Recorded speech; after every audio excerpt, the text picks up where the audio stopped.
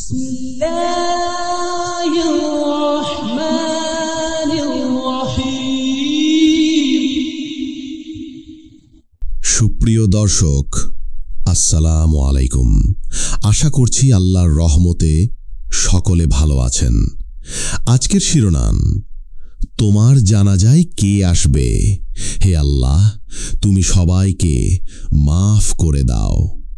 তোমার জানাজায় কে আসবে? যারা তোমাকে ভালোবাসে, নাকি যারা স্রেফ ছবি, পোস্ট বা কন্টেন্ট বানাতে চায় তারা? ধরো তুমি আজ মারা গেলে, তোমার জানাজায় কে কে আসবে? সত্যিকারের আপন, নাকি শুধু ছবি তুলে স্টোরি দেওয়ার লোকজন? একটা আরআইপি পোস্ট, কিছু কাঁদা মুখ, ব্যাস। জানাজায় হয়তো অনেকেই আসবে। কেউ আসবে লোক দেখানোর জন্য, কেউ আসবে সামাজিকতার দায়ে। কিন্তু প্রশ্নটা হলো, তোমার সাথে তোমার কবরের সেই অন্ধকার ঘরে কে যাবে? কবরের ভিতর তুমি একা। এই দুনিয়ায় তুমি যার জন্য ছুটলে তারা কয়জন আসবে তোমার জানাজায়? যাদের জন্য রাত জেগে কত কাজ করলে তাহাজ্জুদ বাদ দিয়ে, তুমি কারো সাথে ইনবক্সে চ্যাট করতে করতে নামাজের সময় পার করে দিলে, যাদের স্টোরি দেখার জন্য ফজর বাদ দিলে, তাদের কেউই হয়তো আসবে না, বা এলেও তোমার জন্য দোয়া করবে না।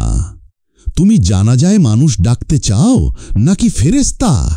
তুমি দোয়া পেতে চাও নাকি আরআইপি পোস্ট?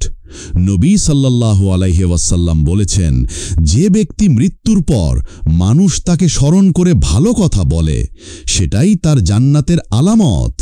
তুমি এখন যেমন জীবন কাটাচ্ছ, তোমার জানাজাও তেমনই হবে। তুমি আজ থেকে এমন জীবন গড়ো যাতে তুমি মারা গেলে মানুষ বলে যে এই ভাইটা বা বোনটা ছিল আল্লাহর ওয়ালি। নামাজ ধরো, কোরআনের বন্ধু হও, মানুষকে দুনিয়ায় হাসাও, যাতে তারা মৃত্যুর পর তোমার জন্য কাঁদে। আজকে একটা কাজ করো, এমন কাউকে মাফ করে দাও যার সাথে তোমার কথা বন্ধ। হয়তো সেই হবে তোমার জানাজার একমাত্র কান্নার মুখ। ফলো, লাইক, কমেন্ট করুন জান্নাতের পথে একসাথে হাঁটতে চাইলে।